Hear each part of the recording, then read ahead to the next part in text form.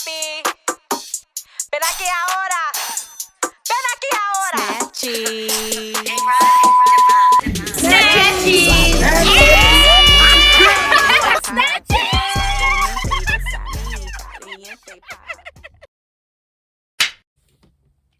Welcome to my channel. It's your girl Baby Daddy Snatcher, and this is Prison Tales, y'all. Since everybody always asks me, I'm tired of saying the same story over and over and over again. And then there's a lot of people that don't assume that I've been through what I've been through and just think that everything's just been great. I don't know why. And things that's great with my life, they're good with my life, but clearly could be better. But so I don't even know how to start, but I'm gonna try to make this in one video. If not, it'll be 2 parts or whatever parts. I think it's probably gonna be more than that, because every time I tell someone the story, there's 1,000 million more questions that are asked. So I'm gonna start from like the beginning. My real name is Rakia Goody. You could Google me, baby. I ain't no rat. That's beside the point. But yeah, my name is Rakia Goody, aka Baby Daddy Snatcher. And I was facing 10 to life in the feds for conspiracy to distribute crack cocaine.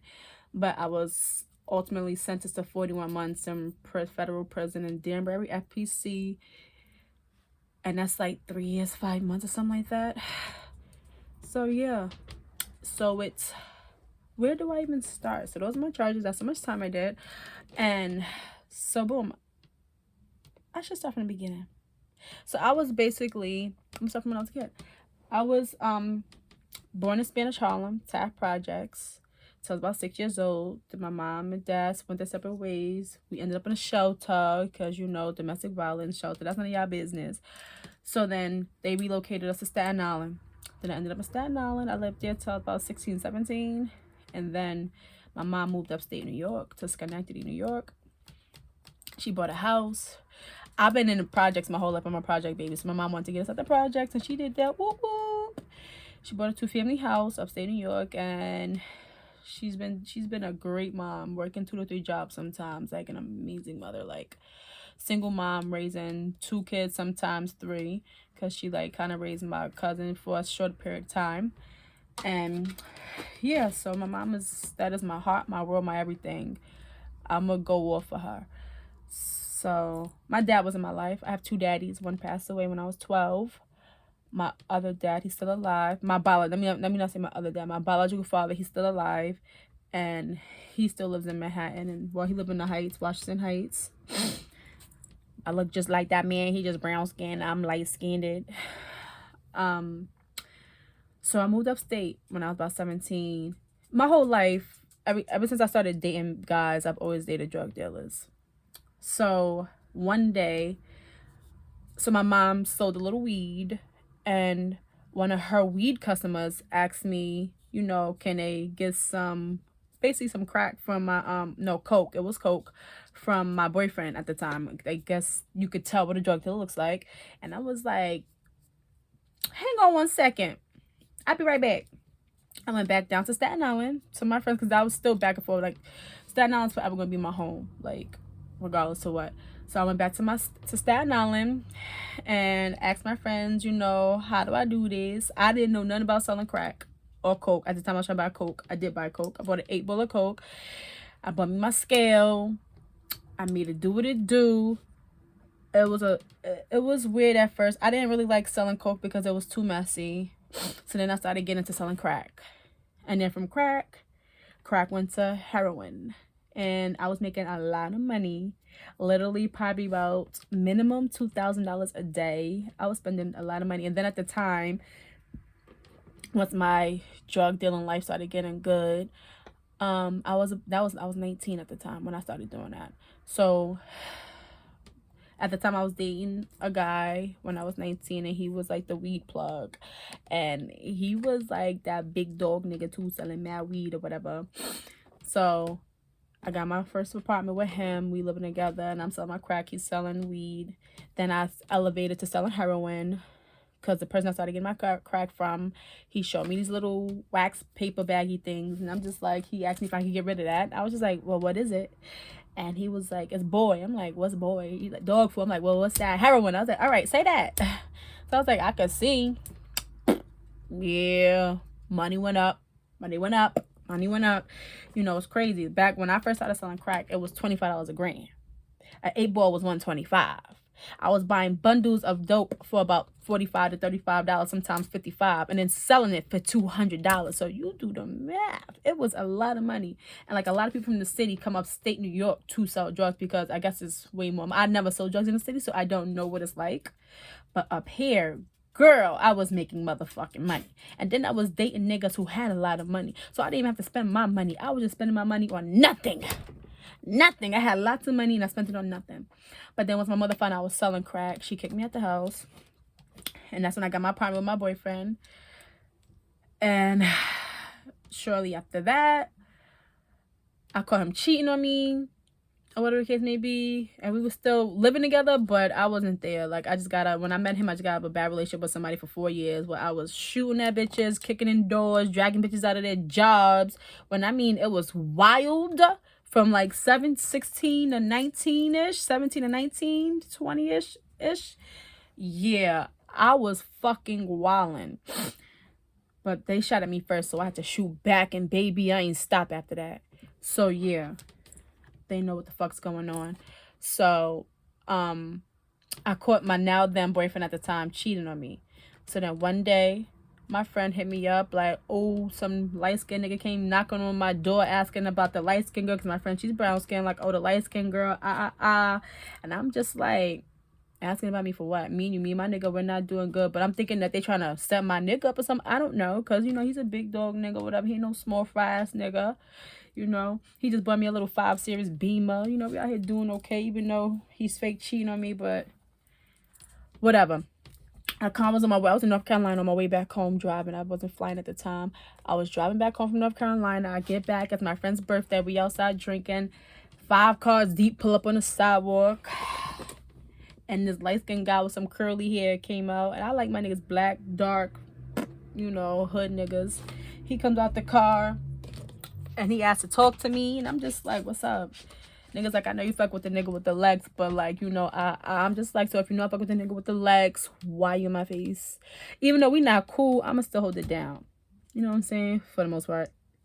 But so that happened. He was just respectful. He said whatever. He said his piece and then he spent or whatever. He actually came right back because he knew my friend's neighbors. He sat there, didn't say nothing the whole time. So after that day, I seen that nigga every fucking day. Like, I never gave him my number. This nigga was so ill. I never gave him my number. He went and bought me a phone so he could talk to me. Like, one day he came to my friend's house. Because every time I was at my friend's house or if I was at the grocery store, I was at the bank, I seen this nigga. I never seen this nigga a day in my life until the day he knocked on her door and pulled up that day. But the crazy thing is, he said the first time he saw me was in court with my nigga. Niggas is wild. But yeah, so that happened. So then he buys me a phone. So we started talking on the phone. But I'm still kind of dating my nigga. So I just left the phone at my friend's house. I really wasn't even jacking it, but he was cool. Like, he'll come smoke my friend up. But we not doing nothing. Like, I'll just see him in passing. We really didn't talk. He went to Hawaii. That's what happened. He went to Hawaii for a week. And he was just sending me pictures of him in Hawaii enjoying himself. He was there for like 7 days. And then he's asking me like my shoe size, shit like that. Like, he was sweet. He brought me some little Prada sneakers. I literally still got them Prada. Them shits is right there. Y'all want to see my Prada sneakers? I still got them. That was nah. These are the Prada sneakers he bought me. I still have them. That's crazy, right? So yeah. So yeah. So then boom. One day he comes back from Hawaii. We get fucking caught. We went out to eat. Took me out to eat. It was nothing serious. But I mean, that is considered, I guess, cheating or whatever can it be. My nigga, he just knew someone was right. That nigga dropped me off. As soon as I went to my friend's house, because I was at my friend's house, I was in my car there. We drove in his car. Then as soon as I got in the house, then it was banging on my friend's door. Boom, boom, boom, boom, boom. I'm like, oh, shit. But at this time, he knew we wasn't together. Like, we was beefing bad. Like, he was trying his hardest, but, like, I was just not. It was before he even came to play. So, he probably thought whatever, but I don't really care. But so at that night, you know, he's doing all of this screaming, crying, da da da da da. It's over at the end of the day. Thank God it's over, because I didn't like, I don't know. It's over. That same night, I link up with the nigga. We go get a room together, and then we was boyfriend and girlfriend after that. We was boyfriend and girlfriend after that, but like, he didn't know what was going on. Like, he just thought, like, when he met me, he seen my little 5 Series Beamer. Was like, yeah, I know your nigga bought you that car and I could do better. I was just like, you could do what? I didn't do all that, but that was what I was saying in my head. I was a little impressed, but not really. He was talking big dog, but you know, I got to see it. But like, I'm not. It was cool. He had some bars. So boom, we go to the room. We basically fuck. We boyfriend and girlfriend now. So I'm thinking, like, I live with this nigga. So I'm like, now what do I do? I mean, but this nigga, he had his own houses or whatever. But I don't want to live in his houses. They was fake in the hood, but he wasn't even living there. I don't know where the fuck he was living at, low key. I just know he had a couple houses, and that was that. So that was like the end of May. That was end of May. I met him April 29th, my friend's birthday. So the end of May, we wound up getting really together. We got caught. Well, I got caught because the nigga told me. I said, yo, we got caught. He said, we ain't get caught. You got caught. I said, oh, that's crazy. But then he wound up whatever. So then that was like the end of May. So end of May, beginning of June. I want to move out of my apartment that I was with this dude, and then I found another apartment. We moved in together June 15th. I don't even know this man. And he didn't know me, clearly, because when we got together, he just thought my nigga took care of me. He did. He paid the bills. I never paid the bills. But he didn't know I sold drugs. So we living together, and he wanted me to be right next to him, underneath him. Like, he sold drugs. He sold crack. A coke or whatever the fuck, I don't fucking know. So he was a drug dealer as well, kind of a big dog or whatever, but he didn't know I sold drugs until like 2 months into us living with each other. He finds out I sold drugs. This nigga goes and buys me an ounce of heroin. Mind you, I'm buying bundles. I don't fuck with like loose. I buy my crack cooked. I never cook crack. I didn't bundle the dope. So he buys me. He's like, if you want to sell drugs, then you gonna sell like this. I'm just like, I don't want to do this. This is not what I wanted. I was panicking because if you're a drug dealer and you can't sell, you gotta store dope a certain way. It'll go bad. It just like, I don't want to do this. I like to buy them bundles, and that's that. He was like, girls not supposed to sell drugs. If you want to sell drugs, then you gotta sell drugs. I'm just like, all right, dad. But I, like, whatever his be. So then he finally came to terms that I sold drugs, and he was kind of okay with it. He still didn't really care for it, but he was okay with it. He started pressing me about selling fucking big dog ounces of fucking shit. Like, I'm just like, that's not what I wanted to do. So, we living our best life. He was the illest nigga I ever fucking met. The illest nigga I ever fucking met. Illest nigga I ever fucking met. So we living our best life together. I'm 21. He's like 24. I'm about to turn 22. Yeah, because his birthday is April, mine is November. So I want to say he was 24 or 25, and I was like 21. I was turning 22. I know I was 21, turning 22 that year. But he was so ill, like, so ill.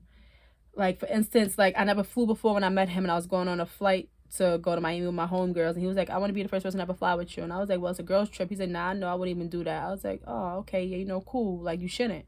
So then one day we go to the city. He takes me on a helicopter ride, and he's like, I want to make sure I'm the first nigga to ever fly with you. Bitch. Then when I tell you this nigga was the illest nigga I ever fucking met. The illest nigga I ever fucking met. Like, that shit, like, yo, I can't even, like, ill. Like, he bought me my Benz truck. I got an ML430. He bought me the ML430 Benz truck. Oh, wait, I love that bitch. He hated it. One day we running past a car lot, and there was a red Jag outside. He said, oh, you look good in that right there. I was just like, but you just bought me the truck. Paid off. Just bought me the truck. He said, nah, turn around. If they take trade-ins, you get in that car. I turned that bitch around. I did like the car. It was a Jag, X-Type red Jag. She was fire. She was nice. And we drove off with that bitch. I'm like, when you meet a nigga like that, it's hard to, like, ever date anybody else again. And we young. I'm young. I'm 21. I'm literally 21. He's 24. Like, we living our best lives. Like, just doing whatever the fuck we wanted to do. So, one day we go to the city to go get his stuff. Shit was just weird. His friends, like, someone followed me from upstate New York because he got us stuff in the city. Shit just was spooky. We was like, oh, nigga, you paranoid. Relax, you paranoid. We go out the restaurant. We eating at a restaurant. We leave the restaurant. We go outside, and it's an Impala. And I'm like, that's probably the nigga right there following. We just laughing and joking. We in like Sugar Hill area of Manhattan or Harlem, Manhattan, whatever the fuck you want to call it, and you know Amsterdam Broadway. So now we on like 160 something street. We going back down to like 150 something street, and we see the same car. When I tell you I bust a U-turn, he bust a U-turn. When I make a left, he make a left. When I make a right, he make a right. Bitch, he was mirroring everything I did. I'm just thinking like they trying to rob us. Like who is this? I just couldn't understand who it could be. So that weekend we didn't get it. Usually it's like a clean, easy, unless it's like no food, no work or whatever. Excuse me. But this time it was just crowded with police. There was just so much police in the hood over there. Couldn't get it. I'll never forget this night. And then it was like Friday. So Sunday come around. And I remember us just sitting in the living room. He's talking to his friend. He left his friend down there, the nigga who, you know, took care of everything. And he's like, yeah, just bring it to the house. Now don't bring it to the house because we never had drugs in the house. So he's like, just bring it in the house. Now don't bring it to the house. Bring it to the house. I remember him going back and forth of what to do because it was so late. And he didn't know if he wanted to go outside and go take care of it or just like, you know, whatever. So I didn't even know what the conclusion of that conversation was because I wanted to fall asleep. It was late. And I was supposed to wake up that morning and go to my mom's house and do her hair so she could go to the Kingdom Hall. She was Jehovah's Witness. I was supposed to do her hair that morning. That was Sunday. That was Sunday morning, 10 a.m. Boom! Police, police, police, police, clear, clear, police, clear. That's all I hear. We both jumped out the fucking bed. Was like what the fuck? Like, I felt like I lived in a fucking mansion. We lived in a 2-bedroom apartment. They finally come in the door. They throw us both on the floor. The nigga steps on my face, big ass boot on my face. These niggas had the big boys, the big guns. Like, I just couldn't believe that was going on in my life. Like, then they hog tied us, like with the little twisty tie things, yoked me the fuck up off the fucking floor, put me on the bed. They separated us. They put him in the living room. I just remember him getting up. He had blood in his face. I'm like, did they gump on him? Like, why the fuck is he bleeding? Like, I wasn't even crying yet. I was so fucking, I don't know if I was mad or scared. I don't know what it was, honestly, but it was just like a million people in my fucking house. Then I see somebody come in and I seen them yellow letters, that DEA jacket. I was just like, oh shit, what's going on here? And in my whole head, I'm still thinking like, there's the drugs here? Did they bring it here? Like what? Because I went to sleep and then I heard, we got it. I'm just like, they're here. The drugs are here. That's great. That's perfect. So then they haul us off, take us to the DEA place. I still don't know what's going on. But before they take us to the DEA place, I'm like, where are we going? Like, we went past Schenectady County Jail. So where the fuck are we going? I'm lost. Like, and we're in unmarked cars. There's no police cars. Everything was an unmarked car. And we get to this building and they pull us into this big ass warehouse looking building. It's just mad cars. I'm pretty sure those are just like confiscated cars from like other people that they arrested, like drug dealers or whoever. And then they're interrogating us and asking me so many fucking questions. I'm just like, sir, you could answer these questions now. You could go to Albany County Jail. I said, I guess you better pack me the fuck up. They was so mad. And then I knew they had my phones tapped because they saying shit that the only people on my phone would have knew. Like, oh, because at the time I thought I was pregnant. And it was calling me Kia. Like, my family called me Kia. Like, how do y'all know to call me Kia? That shit had me so irritated. And I just felt so violated on my privacy. Like, I don't understand how that's even legal. If I'm not like a terrorist or doing something wild crazy, I just don't see the reason of having someone's phones tapped. So we wound up not saying nothing. They sent us to Albany County that we're gonna pick up in the morning. It was a Sunday, so we got arrested on a Sunday, so we had to wait till Monday to get arraigned. So I spent the night in Albany County. They came and got us that Monday. The next morning, it was like the longest fucking, it wasn't even 24 hours I was in Albany County Jail. And it was long. I've never been, like, I've been in handcuffs before and arrested for some little petty thing, but I never made it upstairs into the cell, into the orange jumpsuit and the motherfucking skippies. I ain't make it that far. So, you know, you go in there and it was crazy because as we're being strip searched, my nigga's gonna ask me, so you don't want to marry me now? Literally, me and him are like this on the wall and they're patting us down side by side. I want to say if I'm mistaken, the CEO chuckled. Like, I was just like, so that's what I deserve, to be asked to fucking marriage while we get strip search, while patted down in Albany County Jail. I didn't say yes, I didn't say no, but that was my nigga. I was just, it was a lot of emotions going on, and he was probably scared of losing me. He probably thought I wasn't gonna go to jail and I was just gonna whatever, you know, walk away from everything scot-free. I never knew nobody who's been locked up in the feds. I've known people who's been in prison. I never knew nobody who's been locked up in the feds. I didn't know how that whole system worked. Thought they was a myth. Didn't think they was even fucking real at some point. I don't know, whatever the case may be. So, you know, they strip search us. You know, they took our clothes, mugshot, whatever the case may be. Hair was standing on top of my head. Had like a 22-inch weave in my motherfucking hair, 2 pigtails. I wish I could still find that mugshot, because I was probably still kind of cute right there. So, yeah. The next morning, they pick us up. Did we ride together? I don't know if we rode in the same car together. I don't think we did. I don't think we did. Damn, I can't even remember. That's wild. But they took us downtown Albany. Downtown Albany is a big white building. It's kind of creepy inside. It's like a big building full of nobody, but everybody's there, if that makes any sense. People start coming out the walls. Like, literally, the men, like, they're all old white men. The people, they're not, because you know when you go to regular court, it's the officers, like the police officers in uniforms, guns on their hips. These niggas look like Men in Black. Everybody had on a suit. Little, you know, those type of earpieces in their ears. This shit was just so dramatic to me. I'm just like, I don't think we deserve all of this. This is a bit, I don't think that I'm this important to be in this type of courtroom. The courtrooms was like, you look up at the ceilings and it was like they go on for fucking forever. But the first courtroom we got arraigned in was small. It was, we was in court together. One lawyer was able to defend us, or whatever the case may be you want to call it. And it was his lawyer, Fred Ackerman. Hated him. But so he got us arraigned or whatever. He did the arraignment for the judge, and they asked if we spoke English. I'm like, well, what else will we speak? Maybe they thought we was Spanish because my nigga kind of like a little white boy, and I'm not that dark myself. So my mom was there, his mom was there. I can't remember who else was there. That's the only people I really fake fucking mad at that point. So yeah, they arraigned us. He didn't get bail. I got bail. So as soon as I get out, I told, because I got bail and he did it. Regular shit. You know, I hate that for us females. We be the ones riding hard for a nigga, and we the ones that take the fucking most and have to deal with the fucking most and still have to be strong. Like, that shit is weird to me. I hate it. I don't like it.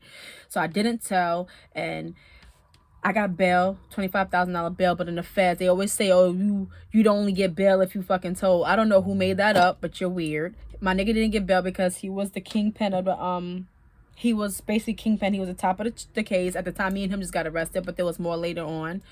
And so in the feds, they didn't take no cash. They just took this, I don't know, really can't, it was a lot, like, it's kind of blurry for me, but basically, they just took my mother's house deed. They didn't take no money. They didn't need no cash, no nothing. And then the judge even said, like, oh, she could bring, my mother stood up. It's like, she'll give her house deed and stood up in the court at that moment. And he's like, okay, just bring it back tomorrow, but you could release her today. Like, they let me go and there was no fucking house deed. But I want to say we brought it back that same day, if I'm not mistaken. You know, thank God my mom came upstate and bought a house, because what the fuck would I have did? If my mother still lived in the projects, I would have been in jail. So thank God for my mom being a rider that she is. And so I came home, had to deal with all the backlash. Everybody's asking me 1,000,000 fucking questions. I couldn't even, like, think straight. Literally came home, my fucking period came gushing down my legs. Like, had to deal with my landlord because they kicked in my door. It was just a lot. They fucked up my house. My house was destroyed. They, like, fucked everything up. I haven't even had time to process the fact that I went to jail, and I'm facing, when the judge said 10 to life, I almost fucking passed out. But I'm the type of bitch, I'm too prideful. You're not going to get no emotion out of me. Fuck you, suck my dick, and that's that. So I ain't cried the whole time I was in there. I know he didn't, but my ex was facing 20 to life. That hurt it, but I really didn't think he was going to get that much, and that's what really is crazy to me. But, you know, so I'm out fighting the case. I'm outside. I tried to take the charge for him. They was like, no, we know the drugs is his. So why the fuck y'all got me if y'all know the drugs is his? And, like, I just figured I'm facing 10, he's facing 20. He has 3 kids, I have none. If he's outside, he could take care of me and his family and everybody else on top of that. So I'm like, it would be way better if I could go to jail and do this time for both of us. But in the Fed, you can't do that. You can't take a charge. He couldn't take the charge for me to save me. There was none of that you can do. So either way, everybody's going to jail. Somebody's going to do time. Like, there's just no, unless you're like a super rat. I don't know how people make it out of the Feds and just get probation, and there's people like that, and I'm just like, I don't know how they do that, how they succeed at that, but don't want to find out, never lived that life. I didn't tell her nothing or nobody. And I had to defend that still to like this fucking day, because at the time when I got arrested, the drug laws and the Feds was very harsh. Basically, like they would give people 20 years for a non-violent drug charge for no fucking reason. Like girlfriends, like I met people who did like 12 years for being someone's girlfriend, and like for just being a girlfriend of a drug dealer. So when I was fighting my case, Eric Holder, U.S. Attorney Eric Holder, he was fighting to get 9 violent drug charges less time. He just felt like it was too much time that people was getting for a non-violent drug charge. There's no violence, there's no guns, there's no nothing. So why are you giving these people 10 or 20 years? So at the time, I became eligible for the safety valve because of that, because the laws that they were trying to change, that wasn't through yet. They was in the courts, but they wasn't passed yet. So basically, they gave me the safety valve so that would protect me from getting the 10 years. Because if that wasn't going on, I would have got 10 years in prison, because that's just how it was. If anybody knows how the Feds work, it's a times table sheet, literally, and it goes how many priors you got. It goes across, and then it goes down to, how did it go? Priors and the charge, what your charge was. Literally, you just go across, boop, and that's your time. There's nothing moving that box. Nothing can move that box unless you told or you're telling. I really don't know. So at the time, I was lucky enough to be in the middle of like a whirlwind of laws changing, and I got under, like, they said some judges are being lenient with the time now, being due to the fact because of that, but some aren't. But my judge, he was cool, whatever. But instead of giving me the 10 years, he gave me the 40 to 60 months box, and he gave 41 to 60 box. Like, it goes by months. They sentence you by months, not by years in the Feds. So he gave me the lower end of my box, basically. And a U.S. attorney was still going hard to try to give me motherfucking 10 years. I was out on bail for 2 years, so I had to piss test in front of somebody. That was wild. I actually tested dirty. I had a dirty urine test for eating a poppy seed bagel for heroin. They was like, oh, you tested positive for opiates. I'm like, well, what are opiates? Oh, you know what opiates are. They just assume everybody's a fucking drug user and a drug addict and whatever the case may be. Like, you do your PSI, and they asked me, have you ever, like, what drugs do I use? I said, I don't do no drugs. They said, what drugs have you used in the past? It's like, I've never did a drug in my life. I've never even smoked a cigarette. It's like, oh, you've used a drug before. I'm just like, no, I have never used a drug before, actually. I drank, literally, and I don't even drink at that time. I became an alcoholic on pretrial. Believe that. But before that, I barely went out to the clubs. Like, I had my first drink with the guy who was my co-defendant. I had my first alcoholic beverage with him. When I met him, we went out to a bar called Maxie's on Wolf Road, upstate New York, and asked for a Sex on the Beach. I was being funny, and that shit was kind of good. I was like, okay. Like, he was like, yeah, her good at Sex on the Beach, because he knew I didn't drink. Like, I didn't drink like that. Like, I still don't. I have a bottle of my refrigerator right now from my last year birthday. My birthday's in November, and it's coming up again. I don't care to drink. I don't need to drink to have a good time. I'm already a wild ass bitch without it. So, fast forward back, I got sentenced, and the U.S. attorney is still trying to give me 10 years, not 10 to life, 10 years. And the judge is like, I'm not going to give her that. She's going to get this. She's going to get 41 months.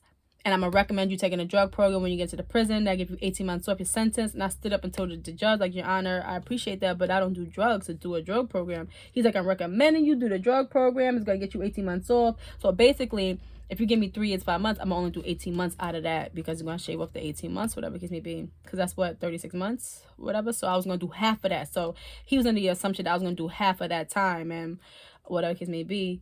So the weirdest shit is being a self-surrender. My mom, so they gave me a date to turn myself into prison. They didn't take me into custody. So I turned myself in, May 12, 2012? May 15, 2012, one of the two. My mom drove me to prison. That was a crazy drive. I live upstate New York. I had to turn myself into Danbury FPC in Connecticut. That was just like a very odd drive. Very odd drive. Very odd. Very hard. It was almost like going to my own funeral.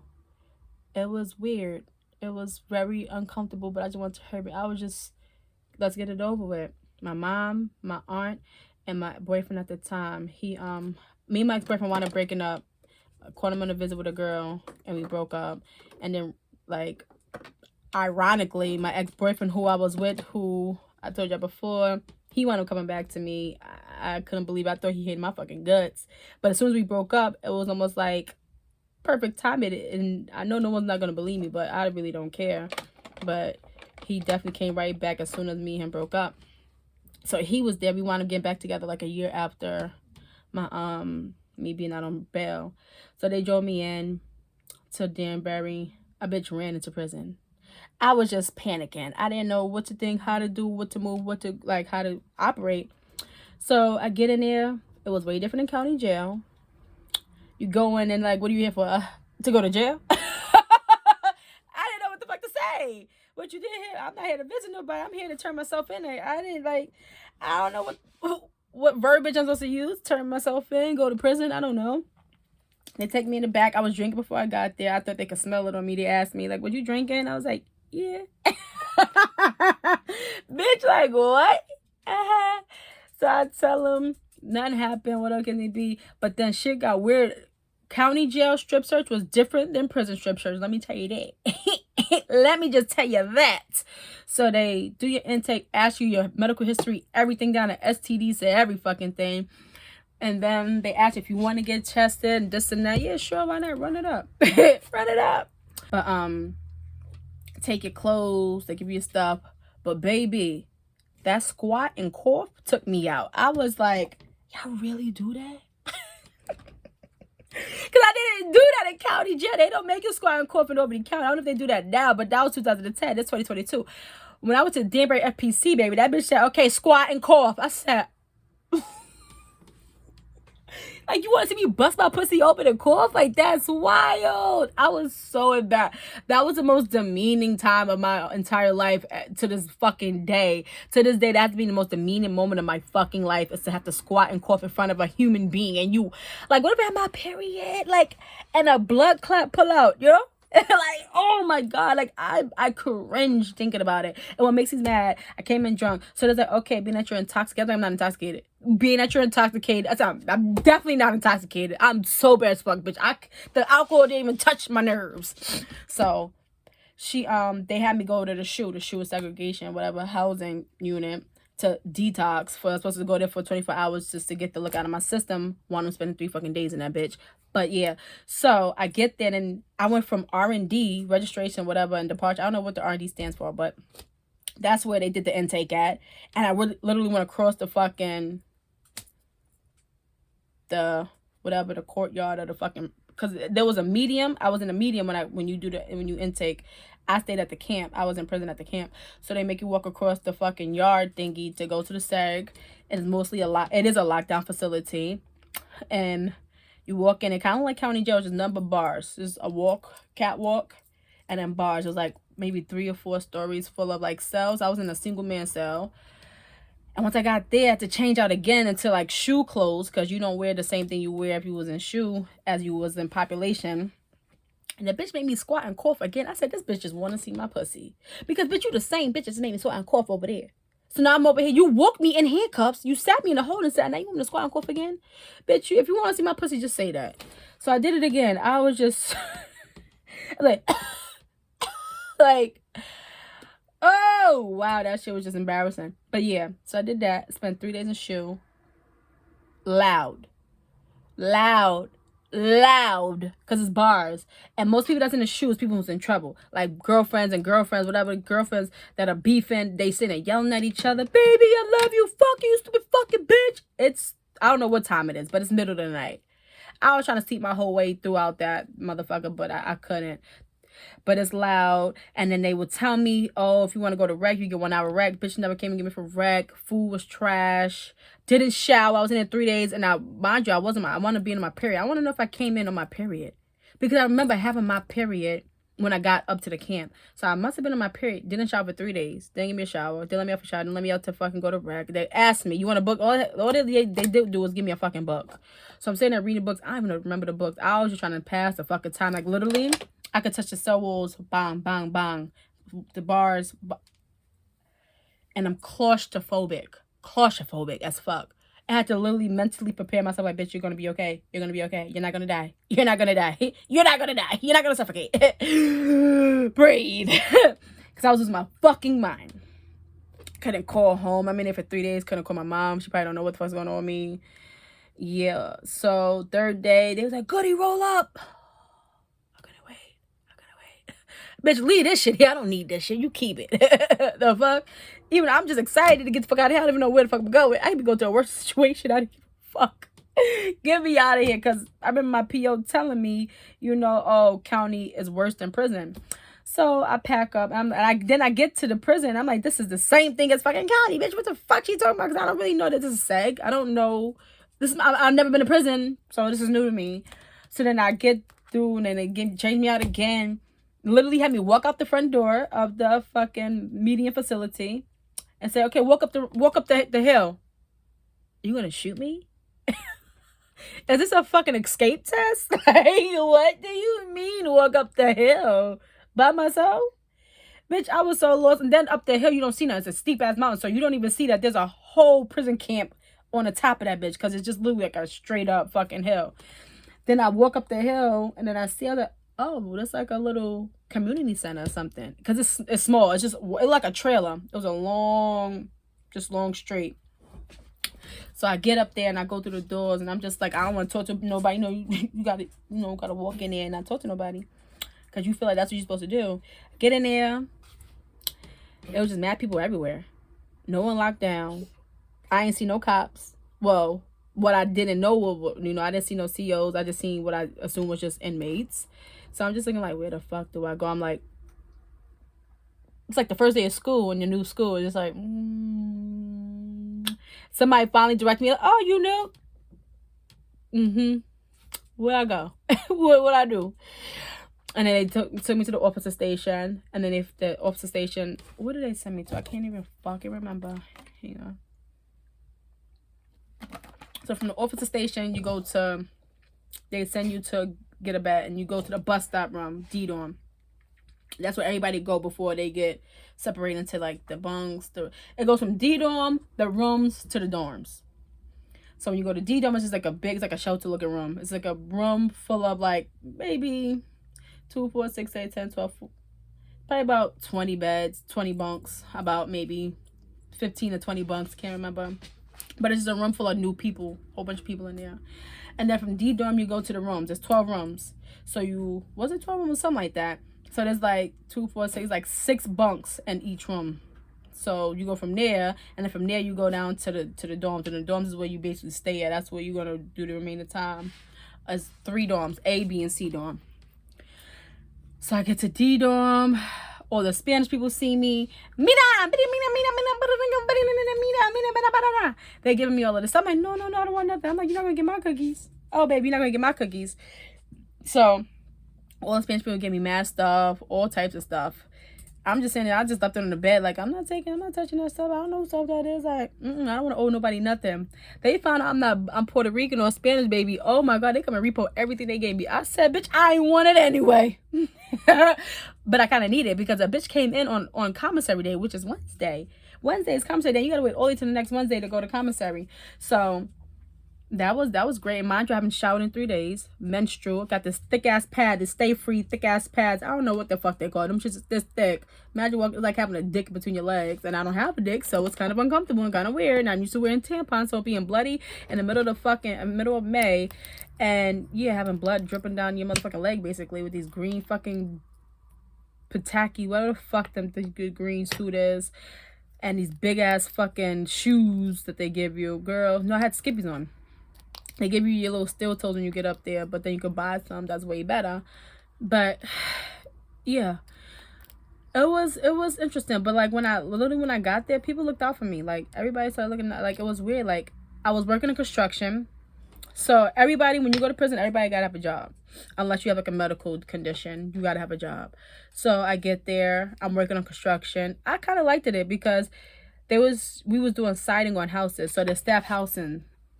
On the prison grounds, the staff housing, the officers that live there, that worked there lived on the grounds too. So we were doing siding, we were doing power washing. They had all types. So I was working on an electric. I wasn't in construct. I was in no, I wasn't electric. I was in construction. I was in construction. There was electric, there was plumbing, there was grounds, and there was other jobs you can have too. I can't think of it. But those was like the bottom of the barrel jobs. Where you get the least, you do the most work, and you get paid the fucking least. Like literally 25 cents an hour. Wild. Wild. Like a month's pay be like $20. Like if you didn't have support in prison, then you was fucked up. And it's sad. Like you was fucked up. Or like a lot of people in there hustled. And I was one of them hustlers. And I wasn't even fucked up. But like I'm a hustle no matter where I go. But if you really have no support system in prison, then you really gonna starve if you don't have, or you gonna like try to link up with other people and become like your family. Like you get it in prison, you get like a little family. Like these are people that you're gonna eat with every night. You're gonna make sure you're good. Like da da da. It just happens. Like with friends in regular streets, it's the same thing. But I worked in construction for a little bit, and then one day I was sitting on the steps, and some woman named Jamila Davis, she seen me. She just walked up to me, yeah, what's your name? I was like, Goody. She was like, how long you got? I was like, 3 years. She's like, all right, no, say that so and so is leaving and you can take her jobs. You don't want to work in your job, right? She said, we working. I was like, sure. She said, you don't want to work there? I was like, nah, I don't. It's hot. Don't want to do sound in nobody's house. It's bees, it's bugs, it's dirt, it's grass. I don't like it. So she wound up giving me her friend's job who was leaving, and that was the lit jobs. Like I was even there for like a month. It was summer still, and the girl, she was about to leave, so she started training me on the jobs. Like, so she basically worked in rec. So rec means, if you ever been in prison, you know rec means you do no fucking work. So basically, and then her friend had 3 lit jobs. So her friend did rec, which means you have the key to the games and you clean a rec room. And that when you clean a rec room, bitch, I lock that bitch down in the morning and watch my music video. I love my music videos. Rec room's closed, can't come in. Bye, boop, get out. The floors is wet, can't come in. So you did the rec room, you cleaned the rec room, and you did mail outs because women in there crocheted in it. So if you want to mail anything out, even like anything, if you want to mail anything out, we did the mail like once a week. That's the right job. And then I was the picture girl. She was the picture girl. So that means I was on the visiting floor every weekend. So I met the families. I was able to look cute. I was able to see the outside people. Hated visits, but I liked working in the visiting room. So that worked for me. That was great. And then I worked in commissary. Commissary is lit. You get paid. And those are I did nothing all day, and I got paid more money to do those jobs than I was doing. I was working mad hard. Like literally, I would work out every single day. I only really had to get up one day early was to work for commissary, and I had to wake up at like 6 a.m. to go work commissary. Girl, that shit used to 6 a.m., especially like in the wintertime when it's still dark out and it's cold. And commissary was right up the steps. It wasn't even far. But to wake up and to do that much work, you have 200, I want to say it was population is probably about 275 or something of women, or 250, and all the women in there trying. But the day before commissary sale day, we're going Tuesday to prepare the baskets. They put in your commissary sheet, and we would make the baskets. It was like a little store. So we'll take a sheet, get a little basket, little baskets that you have at the grocery stores, like those little baskets, and we'll just fill them up with all their food. That was it. We'll do that for like maybe an hour or so, not even. We'll go over there, do that. Then I just go back to working out. I worked out every single day. And I came home so skinny. It was great. And I thought I was fat. That was the funny part. So I would work commissary 2 days. Well, not really. And then with commissary, you do laundry. So I was able to get all the free new panties that I wanted, all the free new socks. Like, it was a lot of fucking like perks to working those type of jobs too. Like, even I remember one time one of the commissary officers was liking me, but I didn't want, he was a white guy, not my type. But one day I was by my commissary. It had like maybe, I maxed out my commissaries. I think it's probably like $100 for the whole commissary thing. I maxed out my thing, my bank of commissary. He threw everything over the scanner thing and only scanned 1 bag of rice. Said, have a good day, Goody. And the bag of rice was $1. I had like $100 and some worth of food. He's like, have a day, Miss Goody. I was like, okay, no problem. Let me get my shit up out of here. Yeah, you gonna buy it for me? I took all that free shit. Goodbye. And then when you went to commentate, they give you mad free food anyway. Like, if it's like new shit or just extra shit, like, they'll just give you like, oh, here's some extra shit, just take it. Like, I had all the good jobs in prison. Like, I kind of had a comfortable-ish ride in prison. And then I linked up with the Italian lady who worked in the bakery. She'll wake up at 4 a.m. to go do the bakery, make the baked goods, and she was lit. Like, when I tell you her food was so good, like, her baked goods were so good, I was like, yeah, I didn't know how to bake. She used to let me come in there and just be like a little sous chef baker. And I would go down there and bake, and I'll come back with muffins, corn muffins, pies, fucking fresh granola bars. Like, yo, we ate good. One thing I did was I ate good in prison. I ain't gonna lie. She would make the fresh sweet roll, cranberry rolls, bitch, the first time I've ever had cucumber lemonade was in Federal Danbury prison camp. So fucking good. If you never had cucumber lemonade, try it. That shit is so fucking refreshing. I actually haven't even made it since I've been home. Cucumbers in your lemonade is fire. It goes the fuck off. Like, you're in prison with a whole bunch of women, and then I'm in prison with women. I'm like a drug charge. I am a drug charge. The rest of the women I was in there with were like white collar crimes, millionaires, people who have bread, people who come from money. I'm like the little petty drug charge. Like, these bitches literally going home back into their mansions. Like, I'm going home to my mama's house. Like, it's different levels. So it's like you in it with all the different type of brains.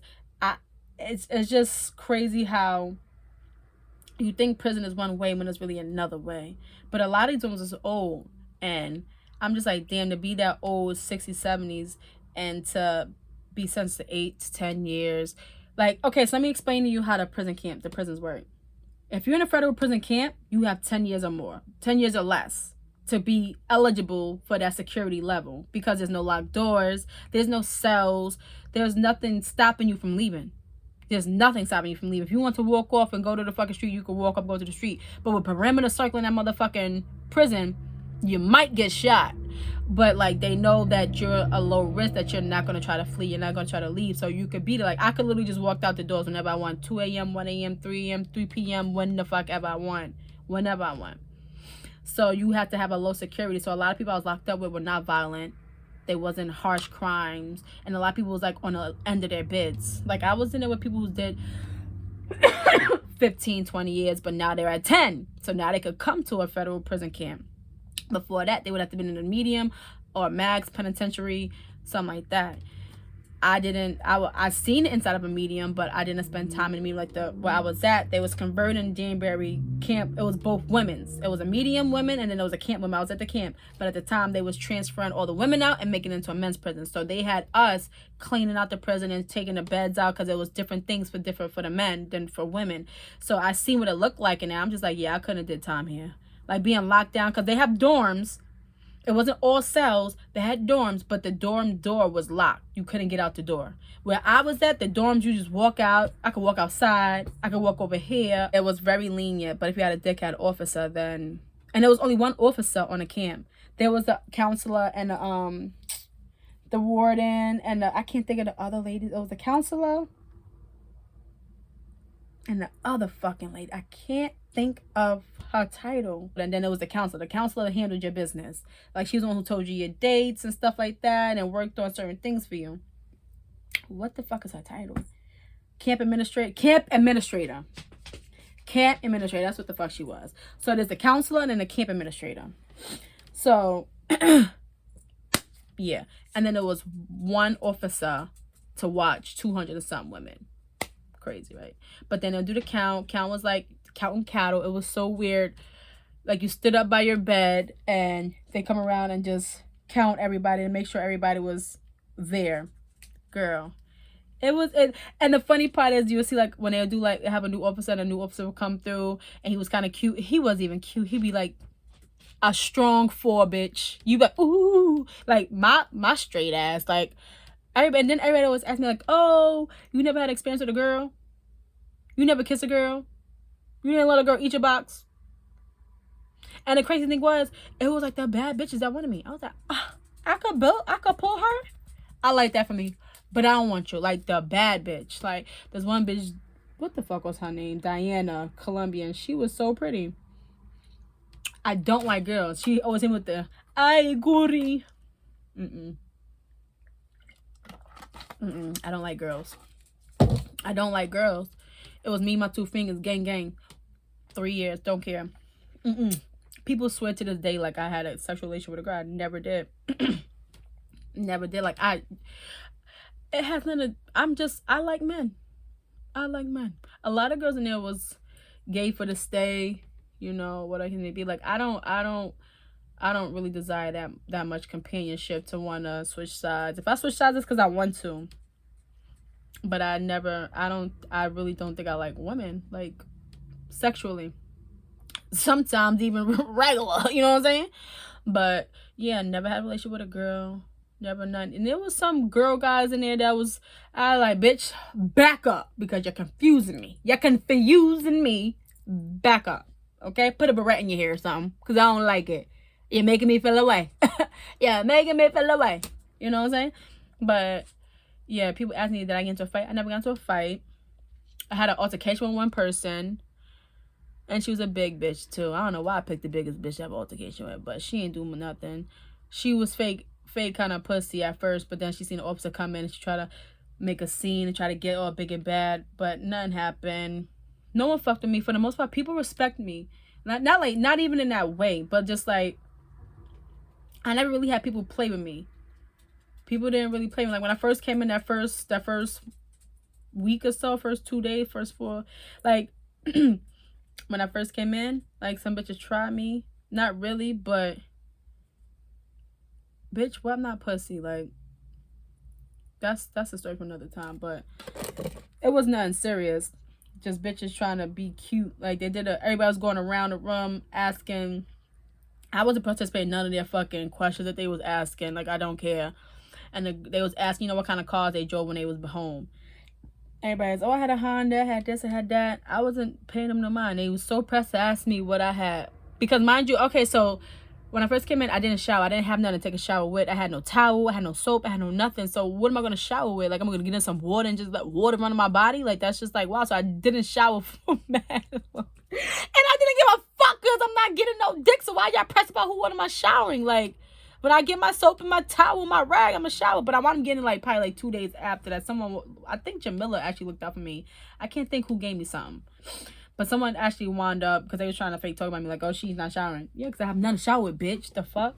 Like, and I'm not into taking people's shit, like, not, like, ew. So, I guess they just thought, like, I was a derelict-ass, bum-ass bitch. And they was so pressed to ask me, like, no, but, like, what car you had? Her. You. Right there. I'm just like, me? Yeah, I was like, oh, I had a Jag. Because that's what I had when I came in. The feds took it. The feds took my car.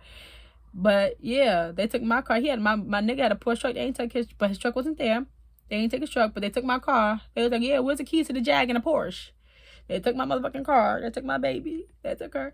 So it's like, oh, you had a Jag. I'm just like, bitch, didn't you ask me the question? Like, just because I ain't showering 4 or 5 days don't mean I, like, what? And then I had, like, the dyke braids. I had the braids coming down. Like, back then it was the ASAP Rocky braid. That's what I called them. But then now they the Pop Smoke braids. But I had the braids coming down. So I was kind of, like, dusty looking. Didn't give a fuck. So they try to comfort me, like, oh, you had a Jag. You had a... Pretty much had a Jag. Definitely did. It's like... some, like, mean girl shit. And I'm just like, yeah, I'm not here for that. But then after that, that was the only altercation. And then the other altercation I had with somebody else. Because it was like the popular, like, anywhere you go, it's all about politics. So most of the popular people that was in the camp fucked with me. So, like, I literally had no issues. Like, just naturally just fucked with me. I didn't try to, like, be nobody's friend. I've never been that girl to try to dick ride nobody. I don't even know how to do that. But people just naturally fucked with me. And everybody I was locked up with, I still fuck with to this day. But what I would say is the hardest part about prison is mental. Not knowing if someone's going to die while you're in jail. Or seeing people hurt because of you being in jail. Like, when I first got there, when I finally got upstairs to the prison camp up the hill, and I called my mom, and it's 2012. My mother said, and I was supposed to do 18 months, And my mother's like, yeah, check your date. It says 2015. I'm like, don't worry about it. I'm going to be home next year. The judge said, 18 months. Like, that's what the judge said. Like, like, don't trip. I go see the drug counselor to go sign up for the RDAP, for the drug program to get the 18 months off. And he's like, yeah, you have no drug history. You're not eligible for that. I'm like, excuse me, what? He said, being that you have no drug history, you can't do the drug program and you can't get the time off. I'm like, so you mean to tell me that because I wasn't a crackhead that I can't go home sooner, but if I smoke crack, I could go home sooner? Like, how does that make any fucking sense? I never understood that, still won't, I don't get it, because that don't make no fucking sense at all. And I'm like, well, the judge recommended I take. They said, yeah, the judge have no ruling of what we do inside the Bureau of Prisons. That's the courts, this is the Bureau of Prisons. I was just like... So everybody just got their own motherfucking rules around this motherfucker. Nobody abides by the same motherfucking rules. I said, y'all gotta be fucking kidding me. You gotta be fucking kidding me. No, he wasn't kidding me. That was the first time I cried. I went back to my bunk. Yeah, I cried. Because I'm like, I'm really going to do 3 years in fucking prison? I'm like, it is 2012. I'm not going to go home till 2015 and not next year? Because I've mentally prepared myself. I'm coming home next year. Because that's what the judge told me. You're going to do 40, 30, 41 months, but you're only going to do 18 of that because, And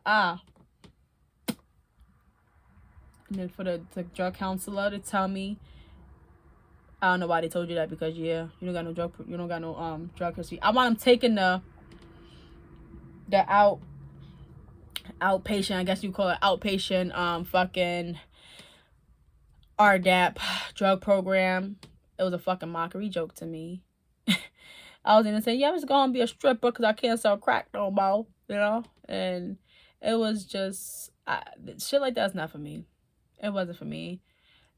Like I said, I never did drugs. What prison did, like, make me feel very alone. Like, like I said, I sold a lot of drugs and I dated guys who did a lot for me. So I had my own money. Like, I didn't have to do no more money but spend it. So I spent a lot of money and did a lot of things for people, and I was there for a lot of people. As soon as I quit my case, there was nobody. When I mean nobody. No one called. When I'm talking about the nobody, I'm talking about the people that I was there for, helped, and did a lot of things for. That's what I mean by nobody. They didn't check on me. No one called and said, hey, you good? You need any help? Are you okay? Like, that's like one of the scariest. Death and prison is like two of the scariest things in life to go through. And to think that you've been around people day in, day out, you pull up, you make sure they're good, and these people call on you, can rely on you to be there for you, for you to be there for them, and the one time in a worst situation you could be in, no one hits you up to say, hey, you good? Do you need me to do anything? I go to jail. I pay for the phone calls. I had email. I had like maybe 2 friends. And this is outside of people that, there was about 3 people that was more consistent with me throughout my bed. But the people that you expect to be there for you, nothing. And I'm just like, that hurt it. Because you don't really, that's a very lonely feeling to go through something like that. And then they don't even know what's going on with you. No one knew. Because how can you know if you didn't ask me? Like, literally, when I called my charge, no one checked. Like, when I tell you, no one that should have checked me.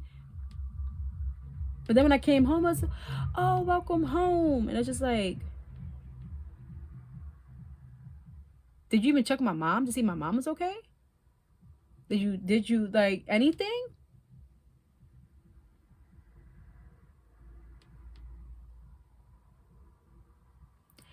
That's why I'm okay with being alone a lot. I'm okay with being by myself.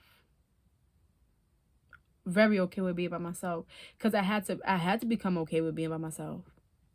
I had to, like, I had no choice. It was either that or go crazy. Like, when I was out on bail, people pulled up for me, but it wasn't the people that I was there. I wasn't there for these people when I had it. They wasn't around when I was popping bottles and renting chauffeurs and going on shopping sprees and taking people shopping and paying people rent and buying friends' cars and bedroom sets and diapers for your kids, formulas for your kids, and just any and everything, and flipping your income tax check like I fucking you. Like, nobody was there for me. And I remind people, I tell them, they feel uncomfortable, I can see it, but uncomfortable, I'd rather feel uncomfortable than forgotten and left alone. Like, that shit was weird. Like, I just realized, like, people just be out for themselves. And I'm like, here I am thinking I'm being a good friend and trying to do the most of my friends, and no one checked on me or my mother. My mother's all I got. My mother's all I got. My mother's all the fuck I got. No one could check on her? That's fucked up. That's fucked up. And it's not people that I just met. These people I know my whole life. Like, you didn't think, let me check on her mom to see if her mom was okay. So if you see her posting on Facebook or something, whatever you see her doing, hey, you good, Miss Francine? Something. How's Kia? She good? My email, like, emailing me was free. Emailing me was free. I had to pay for it on my end, but it was free for you to email me. After all the money I done poured into a lot of y'all pockets, and y'all can't fuck a visit. I didn't even want to visit. Never liked visits. They made me anxious and uncomfortable. You could have just gave me a phone number. It was free for me to call. It was free for you to accept my call because I paid for it on my end. Couldn't even get a phone number.